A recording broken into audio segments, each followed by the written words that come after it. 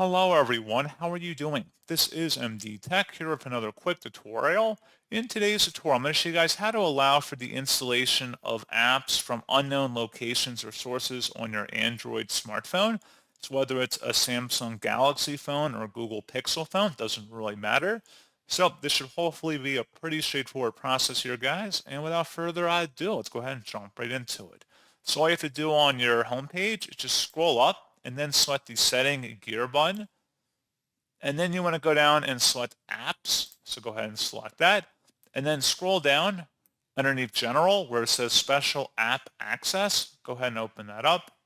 And then you want to go down underneath install unknown apps. Go ahead and select that. And then if you want to allow for the installation of unknown apps from these sources, just would select whatever source. So let's say Google Chrome.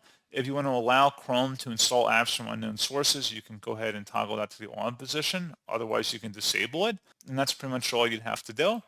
And as always, thank you guys for watching this brief tutorial. I do hope that I was able to help you out, and I do look forward to catching you all in the next tutorial. Goodbye.